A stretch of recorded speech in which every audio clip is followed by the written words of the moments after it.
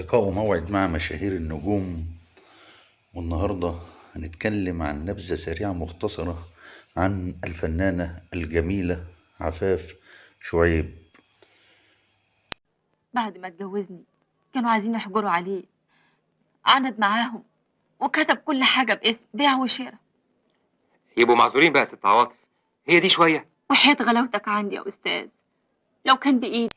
هنتعرف على السيرة الذاتية مختصرة في عجالة سريعة. الفنانة عفاف شعيب من مواليد محافظة البحيرة كفر الدوار. ولدت يوم 19/12 عام 1948. لعلمك انا بتابع كده حاجات، الكلام اللي ما بيعجبنيش ما بتابعوش. لا، بتقوم الست على الراجل وتقوم الراجل على الست، ما ينفع. حضرتك تحبي تقولي ايه الرضوى؟ بصي، هي علشان مش كل واحده مرت بازمه في حياتها هتنفذ كل ده على بقيه الناس. درست في المعهد العالي للفنون المسرحية عام 1972. تزوجت من المنتج رياض العريان والد المنتج والمخرج طارق العريان زوج الفنانة والمطربة أصالة. واسترقيتك من كل عين شافتك ولا صليتش على النبي عليه الصلاة والسلام. عين الحسود فيها عود وعمود، عين الحسود فيها عود وعمود. ألف ألف مبروك يا نور عيني من جوه. بدأت سنوات النشاط من عام 1970 حتى الآن.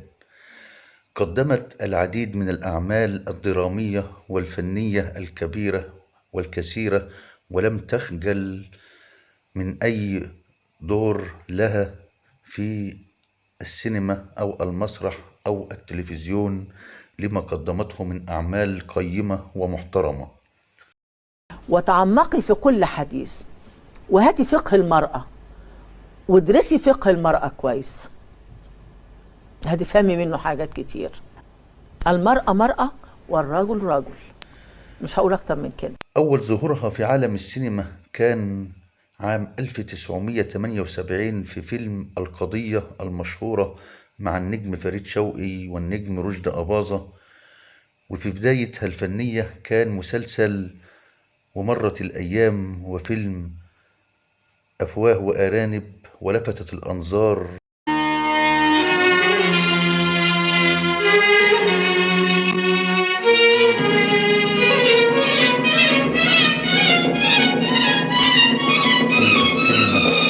المخرجين، وقدمت مسلسل قيس ولبنى واليتيم والحب ودعاء الكروان والشهد والدموع والمسلسل الرائع رأفت الهجان. ثم اعتزلت الفن وارتدت الحجاب، ثم عادت عام 1998 وشاركت في مسلسل إمام الدعاة مع النجم حسن يوسف، ومسلسل العار، ومسلسل الإخوة الأعداء. انفصلت عن زوجها المنتج رياض العريان في عام 2011 قبل وفاته، ولم تنجب منه أي أولاد، وطال هذا الزواج مدة 40 عام. قدمت العديد من الأعمال الفنية وتاريخ مشرف في عالم الفن، كما رأينا في أعمالها المحترمة فيلم خدعتني امرأة عام 1979، وفيلم الأونطجية عام 87، وفيلم المعتوه عام 1982، وفيلم ضد الحكومة مع النجم أحمد زكي، ومسلسل فوق السحاب عام 2018، ومسلسل آدم عام 2011، ومسلسل العار عام 2010، ومسلسل ختم النمر عام 2020. دي كانت نبذة سريعة مختصرة عن النجمة الجميلة عفاف شعيب.